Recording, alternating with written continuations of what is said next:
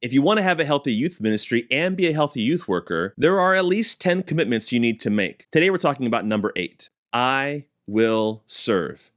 Make a commitment in your first 2 years in youth ministry that you will serve. This isn't about serving in youth ministry. This is about serving with Christ-like humility. Although the two should be connected, there is a difference. This piece of advice comes from the book Your First 2 Years in Youth Ministry by youth ministry veteran and pioneer Doug Fields. He opens the book with his top 10 youth ministry commitments, and like I said, this is number 8. There's 7 more short videos you can check out to fill in the previous 7. Like Doug says in his book, serving is crucial for your long-term effectiveness as a leader. If you can't serve, you can't lead, at least not as Christ led. You and I are incredible examples of Jesus to church leaders, members, and students when we serve.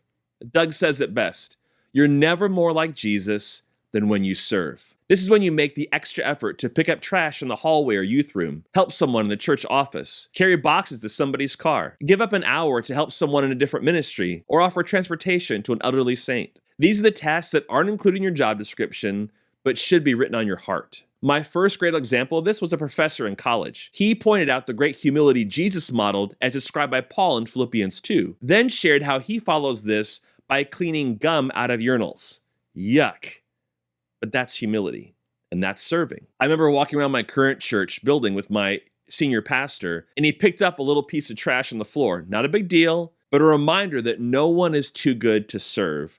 No one's too important to pick up trash. For me, I've served by helping the children's ministry when they need a volunteer with the 4-year-olds, even though that is way outside my comfort zone. I also have other small tasks that I've done because serving is meeting the need that's right in front of you. It's not about your sweet spot or your fit, your shape, your spiritual gift profile. It's simply about meeting the needs of somebody else because you are there and you're making yourself available, like Jesus did. What should you do? Well, the Holy Spirit's conviction will help you. I walked in the bathroom by our student room one day, and there were bits of paper towel all over the floor. Clearly, some students had shredded them in the process of tearing them off or drying their hands.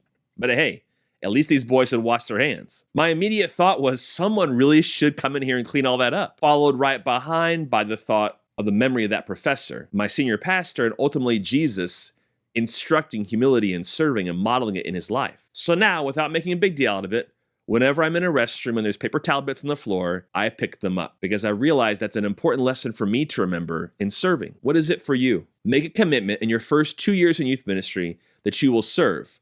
Jump at the opportunity to serve in the little ways, and your youth ministry will benefit because of your character.